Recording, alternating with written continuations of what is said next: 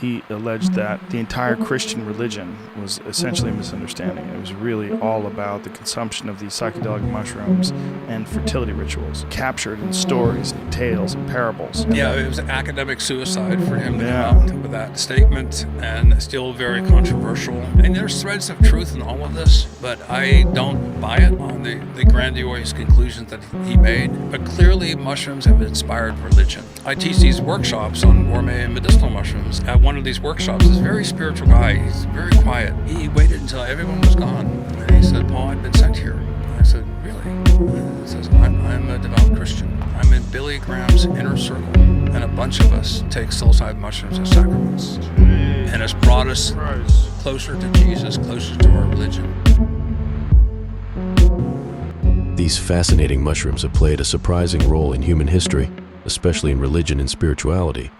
From ancient rituals to modern practices, mushrooms have been seen as magical and mystical. They can alter our minds and open doors to new experiences. Join us as we explore how mushrooms have influenced beliefs, cultures, and our understanding of the world. In this video, we'll be seeing some of famous people's perspective about this topic.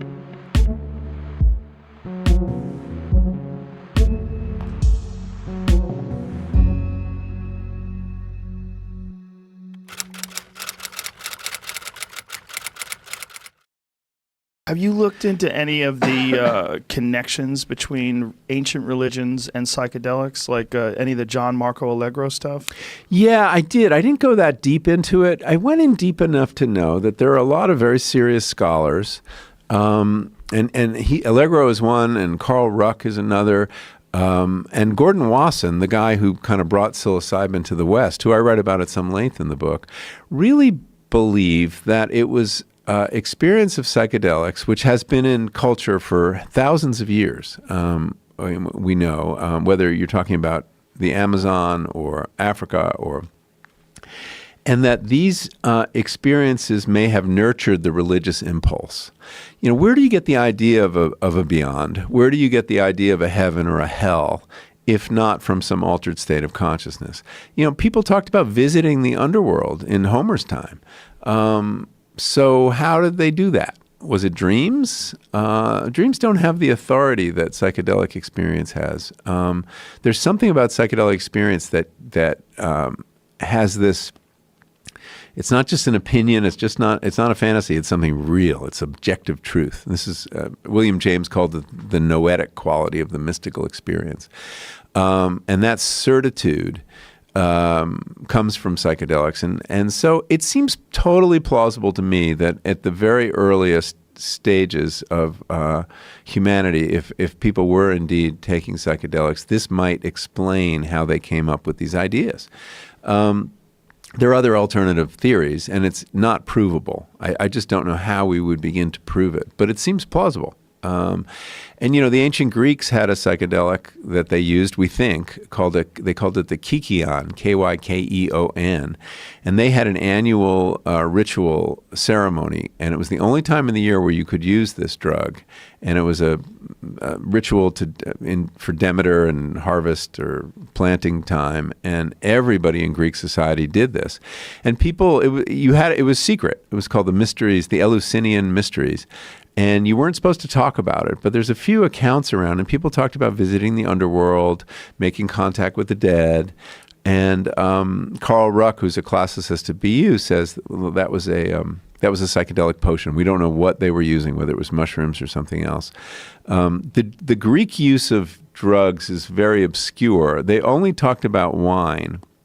But the way they describe what wine did to you, there was clearly something added to it, that they were adding other plant drugs to their wine.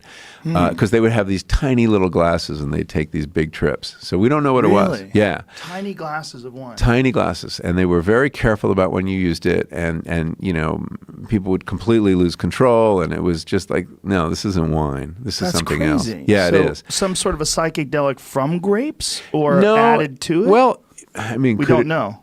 Some people, Albert Hofmann, who discovered LSD or invented LSD, he thought it was ergot, that they'd figured out a way. Ergot is a fungus that grows on grain, and it was the precursor chemical to LSD comes from ergot, and ergot is responsible for episodes of mass delirium in European history. You get a really wet year, the ergot grows on the rye, people eat bread made from it, and they go crazy. Some people think the Salem witch trials came after a wet year, and people had absorbed, these women had eaten ergot and were having visions and things like that, which was interpreted as witchcraft, which to them was a very... I thought they were saying that the men had absorbed it and thought they were under spells. Oh, maybe that too. I just probably everybody's tripping. Yeah.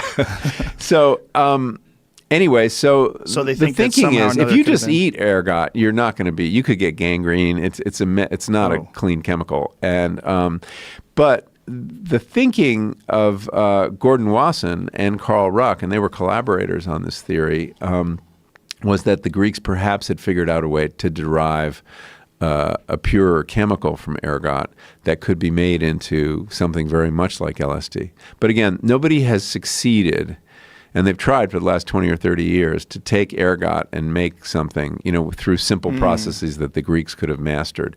So it may have been a mushroom. There's a lot of psychedelic plants out there. It's one of the mysteries of evolution that, DMT is like coursing through the plant world. Yeah, thousands of plants. Yeah. So I do find it plausible that there's some links between psychedelics. I think psychedelics have influenced cultural history at various points along the way.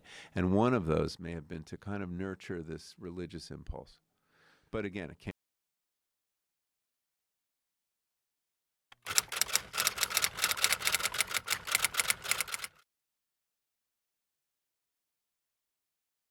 Christian. I don't belong to any of the mainstream religions. I don't, and I haven't for a very long time. But I think that life is an enormous mystery, and that fundamentally, for want of a better word, it is a spiritual mystery. We're on a spiritual journey here.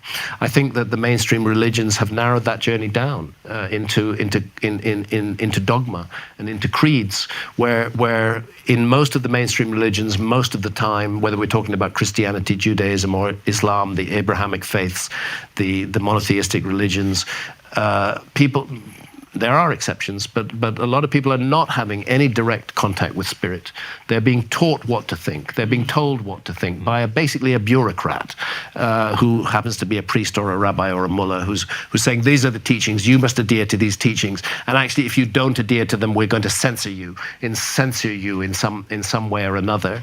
To me, that's no more spiritual than doing business out on the stock exchange. It's just it's an expert telling me what to think, whereas a spiritual experience is direct contact with the quote-unquote divine, which is not necessarily some old bad-tempered guy sitting up on a cloud. Far from it, as a matter of fact. That is not, in my view, that is a misrepresentation of what spirituality is. And we could get into all kinds of controversial areas here. I don't know. Have you been in direct contact with a higher power through your experiences?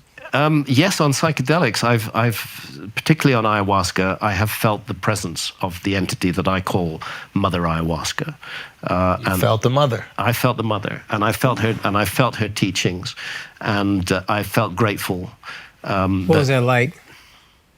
In the most compelling case, she took the form of an enormous serpent who wrapped herself around my body. Serpents always coming back to They're always coming back. And Mother Ayahuasca often takes the form of a serpent, sometimes takes the form of a jaguar, sometimes takes, not the motor car, the puma, and sometimes takes the form of a human being.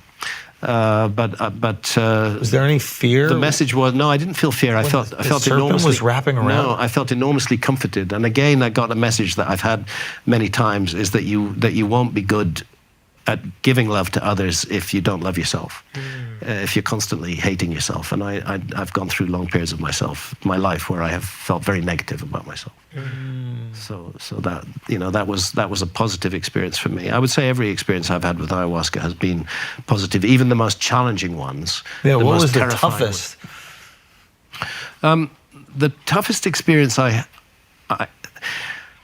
hesitate to share this. In ayahuasca group, when you're drinking with, say, a dozen other people, there becomes an element of telepathy or communication that can take place. And it happened that I was in one group where it turned out later, we got the facts later, that was one individual who shouldn't have been there.